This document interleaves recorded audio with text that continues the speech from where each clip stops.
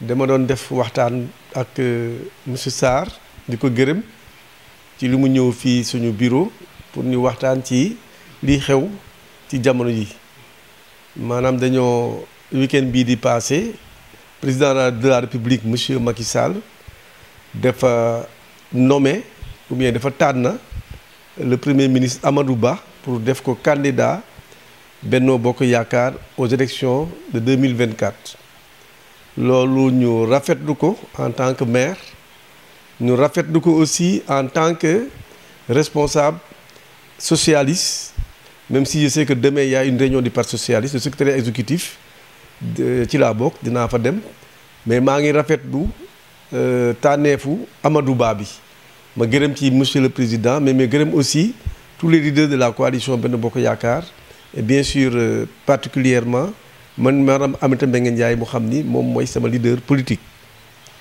ñun nekk en tant que maire mën nañ ko rafetlu parce que dañoo vraiment dañoo gis liggéeyu président Macky Sall à travers le PSE ñun ñii du wax vraiment amoon nañu jafe-jafe ndox trop fii Morlan mais loolu vraiment dañagul entièrement mais wàññeeku na bu baax vraiment monsieur le président maa ngi gërëm au passage aussi les ministres yi xam ne yoroon nañu wax affaire ndox bi rawatina Serigne Mbaye Thiam mais vraiment gërëm nañu bu baax a baax président ci wàllu courant bi ndax président Macky Sall en 2012 bu muy ñëw Morlan ñeenti dëkk rek ñu amoon courant mais tey benn dëkk rek mën naa wax ni mu amul courant mooy Colobane bien vrai am na ay ci dëkkaan yi am na ay poche mais su ma waxee ci dëkk rek dëkk boo xam ne courant dugg fa benn la mooy Colobane ñu am yaakaar ni dinañ ko defar fii ak fan yu néew.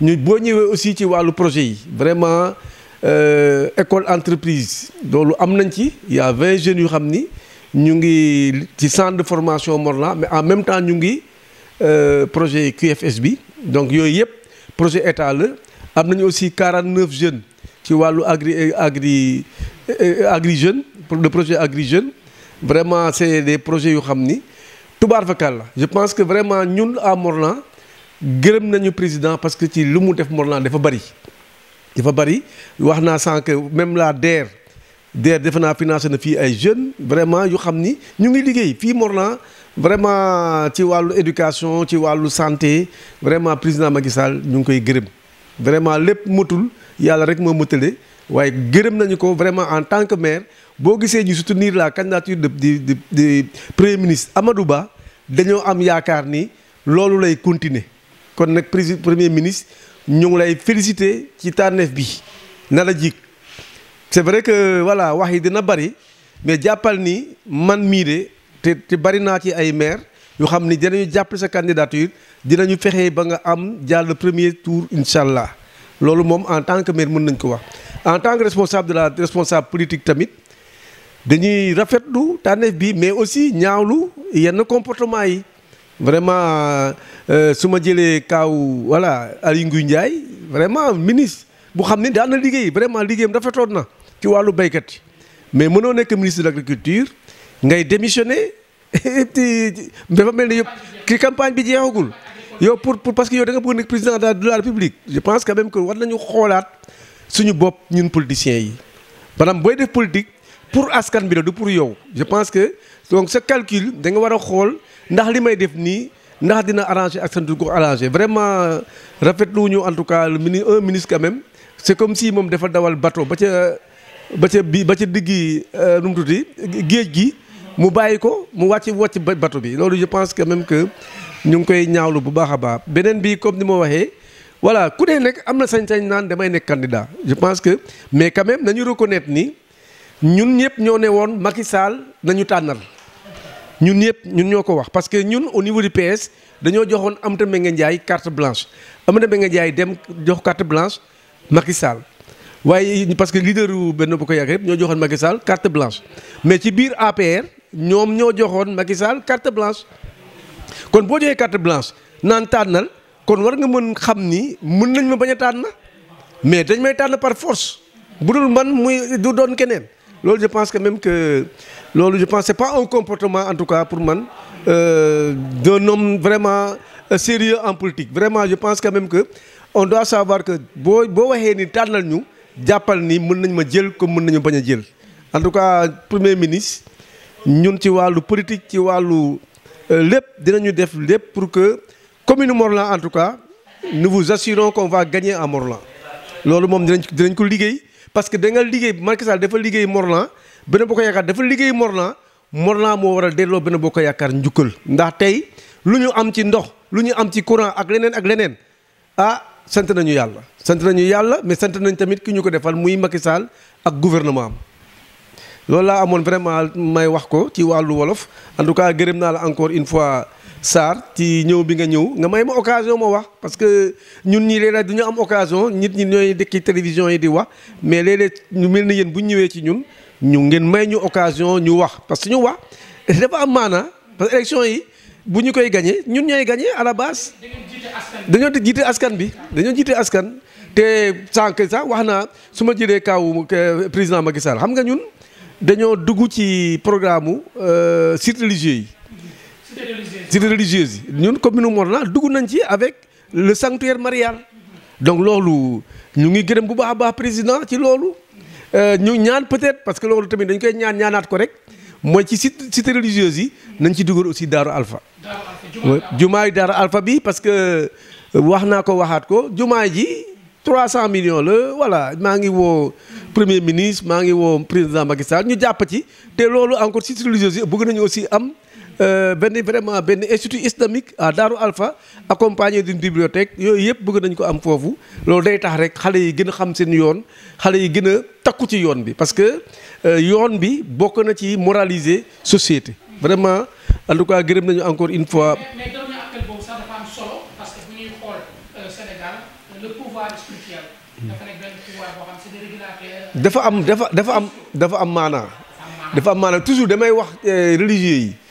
ñun commune Morlan bu ñuy fekk ni dañuy pëpp ngeen bu ñëwee wala yeneen événement religieux am Daaru Alpha gàmmu wala yeneen gàmmu yi dañ ciy dugg parce que xam nañu ni yéen boo leen seen liggéey mooy tax suñu liggéey yomb parce que bu fekkee ni par exemple ñi ñuy jiite am nañu diine maanaam seen jiite jiite den day yomb donc mais ab fekkee ne amuñu diine du ñu sore ay rab parce que diine dafa am maanaa ci nit moo tax vraiment ñu jàpp ni encore une fois maa ngi woo président mais ma woo aussi premier ministre prochain président de la république ma woo ko pour mu jàppale vraiment gàmmu jumaayu Daaru Alpha 300 millions la voilà nit yi ñu ngi débrouillé wu ñu ñëw jàppale ñu tabaxal ñu ko mais aussi le programme mu cité religieuse Daaru Alpha bokk ci ñu tabaxal ñu fa benn institut islamique pour que vraiment xale yi gën a xam seen diine. Je vous remercie nous vous remercions beaucoup vraiment monsieur Sarr donc pour venir ici à Morlan pour nous faire cette interview. En tout cas, nous sommes très heureux de pouvoir parler aux populations et vous nous avez donné cette occasion. Donc c'est pourquoi nous vous remercions. Donc cette occasion, c'est à l'occasion en tout cas du choix du candidat de la coalition Benno Bokk Yakaar.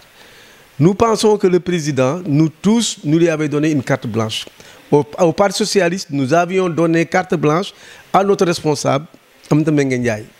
Aminata Mbengue Ndiaye, avec les autres leaders de la coalition Benno Bokk Yakaar, ils ont donné carte blanche au président Macky Sall. Cela veut dire que le choix, c'était au président Macky Sall de le faire. Mais au moins, il a associé les autres leaders. Il a associé vraiment beaucoup de personnes. Toutes les parties prenantes, il les a associées, il les a contactés, il a pris le temps qu'il faut vraiment pour qu'il n'y ait pas de frustration. Parce que quand il y a un choix, forcément, il y a des frustrations. Mais quand même, je pense quand même que ça a été un très bon choix. En tout cas, en ma qualité de maire, en ma qualité de responsable du Parti socialiste et de Benno Bokk Yakaar, nous disons que c'est un choix judicieux, le choix de Amadou Ba. Parce que quand même, avoir son parcours, avoir quand même ce qu'il a fait par rapport au PSE, et ainsi de suite, il mérite ce poste.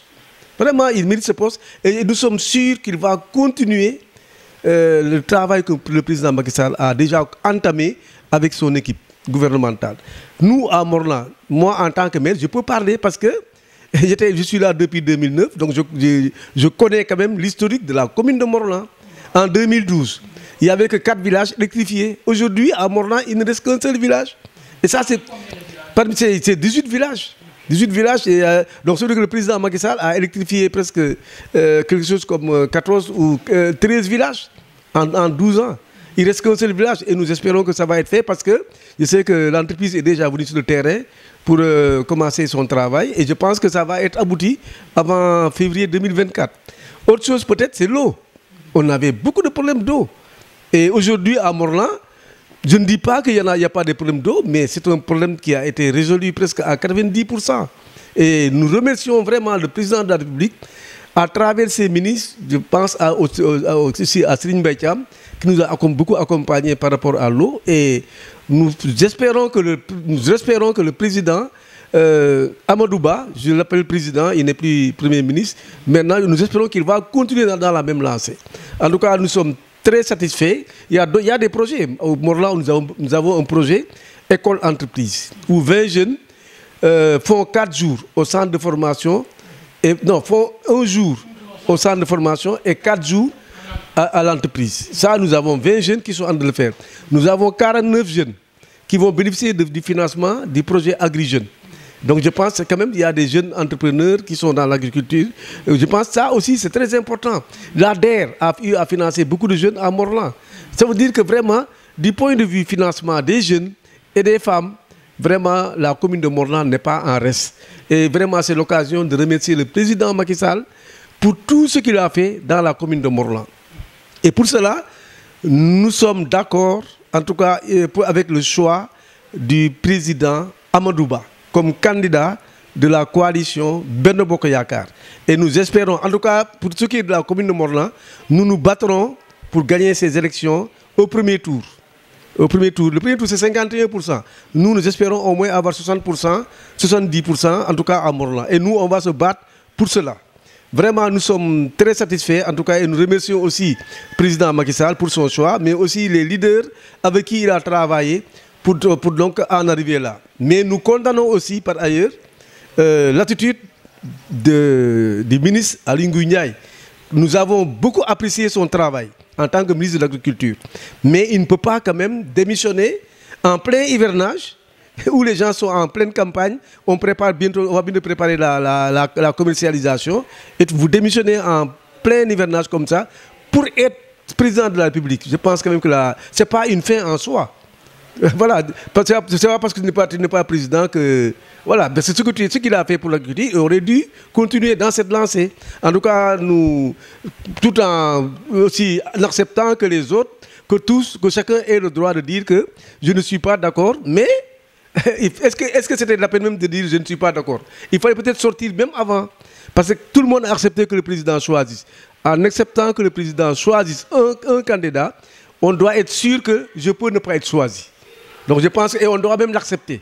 Parce que si on dit au président de choisir, donc il peut choisir qui il croit qu'il peut continuer donc le travail qui a déjà été commencé. En tout cas, nous sommes satisfaits vraiment du choix du président Amadou Ba. Et nous espérons que voilà, il va gagner au premier tour le 25 février de 2024. Je voulais peut-être lancer un appel. Nous remercions le président parce que quand même Morlan a bénéficié d'un projet, c'est des cités religieuses. Le sanctuaire marial de Morlan fait partie a bénéficié de ces financements-là. Mais nous lançons un appel pour Daro Alpha.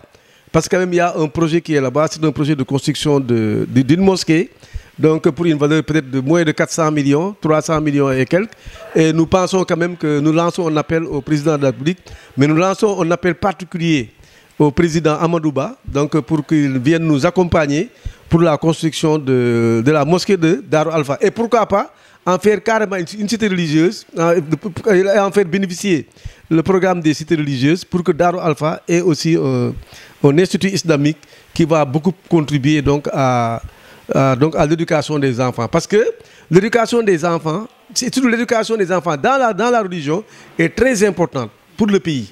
Parce que nous, les dirigeants temporels, sans cette éducation, nous aurons des difficultés parce qu'on aura affaire à des populations très compliquées, en tout cas difficiles à diriger. En tout cas, je vous remercie encore pour être venu ici, pour nous permettre de dire un mot par rapport à l'actualité. En tout cas, je vous remercie.